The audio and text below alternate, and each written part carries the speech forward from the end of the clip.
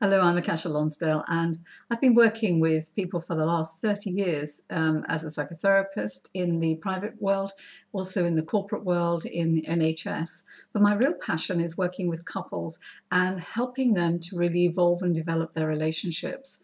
Because a lot of people, when they get together, they really do feel that, well, that's it, we're together now. I'm always amazed how many times people say to me, oh, well, we're married now. What do you mean we have to work at it?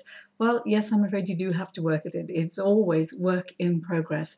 But there are a few things that can really help. And I want to take this moment today to give you 5 of my top tips in terms of creating a relationship that is going to work for a long time. But of course, you're still going to have to work on it. So my first tip is to communicate. Now, you might think that sounds crazy. Communicate? What does she mean? Of course we communicate. We talk to each other all the time.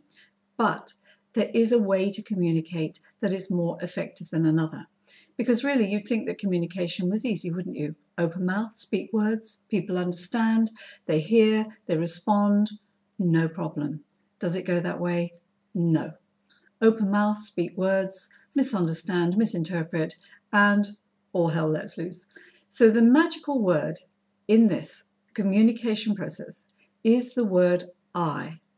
Now, that might sound mad to you. I? Well, it's not a word that people like using very much. And I'm not sure if you're aware, but I notice it all the time, better than I probably would, is that when people are speaking about themselves, they use the word you. You do this, you do that, you do the other.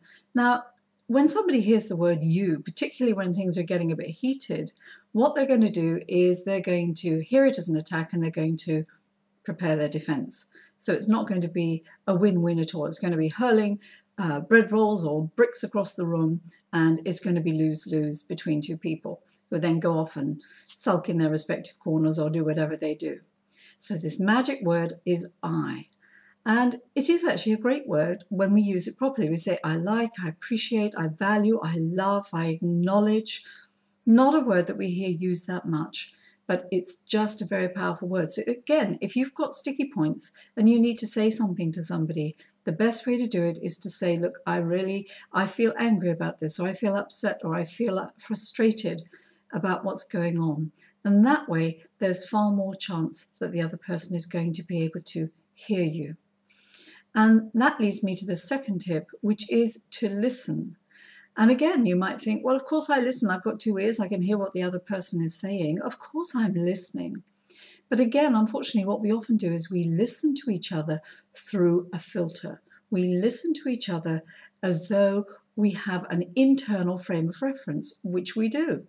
So the other person says something, it goes through our sort of mufflers on our ears, and it becomes something completely different to what the other person meant. So we hear it, we interpret, we misinterpret, and again, we respond based on that misinterpretation. So it's really important to take a breath and really listen to what the other person is going to say. And the third of my tips is to be generous with each other. Now, what I mean by being generous is sometimes just doing something for your partner because you love them. Oftentimes, I mean, it could be you don't want to go and see that movie that they want to go and see. You don't want to go to that rugby match they want to go to or the football match. You really don't want to do it. There are better things you could be doing. But because that's something that is important to your partner, occasionally you have to just say to yourself, well, you know what? I'm going to do it because I love them. But here's the thing. If you do it, do make sure you do it with good grace. There's no good saying, yeah, okay, I'll come along, and then the whole time you're huffing and puffing and blowing because you're feeling resentful and you'd rather be somewhere else. So if you do it, please do it with good grace and because you love the other person. And tip number 4 is to take time for each other. Now, again, this is so important. We lead such busy lives. It's very difficult to get real quality time. Often at the end of the day, people come in, they've got just about time to cook a meal, sit down, watch some TV, go to bed, get up and do it all over again. But if a relationship is to work and sustain, you do need to make sure you have some quality time together.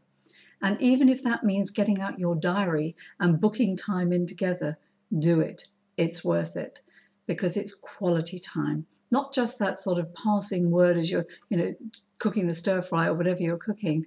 Quality time, even if it's only an hour. And then my fifth tip, and this might again sound strange, is keep breathing.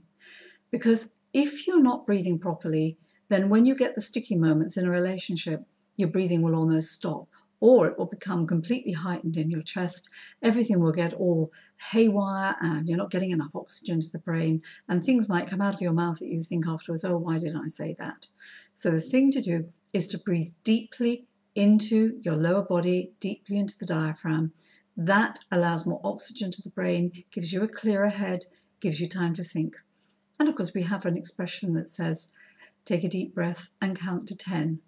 It's a very good expression, and it's for good reason, because when we do that, everything becomes clearer and calmer. So a quick recap: communicate, listen, be generous with each other, take time for each other, and keep breathing. So I hope you found those useful, and take care of yourselves and each other. Bye for now.